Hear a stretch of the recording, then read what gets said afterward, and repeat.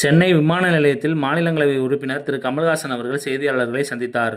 ஹைதராபாத்தில் நடைபெறும் விருது வழங்கும் நிகழ்ச்சியில் ஒன்றில் கலந்து கொள்வதற்காக சென்னை விமான நிலையத்தில் இருந்து கமல்ஹாசன் புறப்பட்டு சென்றார்.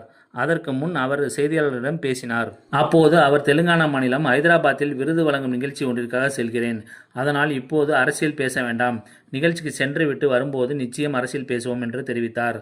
திமுகவுடன் தொகுதி பங்கீடு செய்வதில் ஒதுக்கப்படும் சட்டப்பேரவை தொகுதிகளில் மக்கள் நீதி மய்யம் கட்சியின் வேட்பாளர்கள் போட்டியிடுவார்கள் என்று கூறினார். மேலும் எந்த சின்னத்தில் போட்டியிடுவது என்பது குறித்து ஆலோசனை நடத்தி வருவதாகவும், யாருக்கு வெற்றி வாய்ப்பு உள்ளது என்பதை மக்கள் தான் சொல்ல வேண்டும். நாங்கள் வெற்றியை எதிர்பார்க்கிறோம், அவ்வளவுதான் என்று கமல்ஹாசன் தெரிவித்துள்ளார். திமுகவிடம் தொகுதி பங்கீடு குழுவுடன் 2ஆம் கட்ட பேச்சுவார்த்தை மக்கள் நீதி மய்யம் இன்று நடத்தியிருந்தது. சுமார் அரை மணி நேரம் நடந்த இந்த பேச்சுவார்த்தையில் டார்ச் லைட் சின்னத்தில் போட்டியிடுவதை விரும்புவதாக மக்கள் நீதி மய்யம் கூறியிருக்கிறது.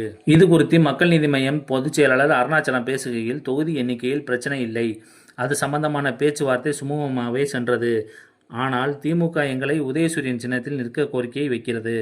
கடந்த தேர்தல்களில் டார்ச் லைட் சின்னத்தில் போட்டியிட்டு சராசரியாக 4% வாக்குகளை வாங்கியிருக்கிறோம். தொண்டர்கள் மற்றும் மக்களிடம் சென்று சேர்ந்த சின்னம் டார்ச் லைட் சின்னம். அதில் போட்டியிட வேண்டும் என்று உறுதியாக இருக்கிறோம். சின்னம் குறித்து தான் இருதரப்புக்கும் மாற்று கருத்துகள் இருக்கிறது. தலைவரிடம் விஷயத்தை கூறுவோம். செயற்குழு கூடி முடிவெடுப்போம். என்னும் ஓரிரு நாட்களில் மீண்டும் சந்திக்கிறோம் என்று அருணாச்சலம் பேசினார்.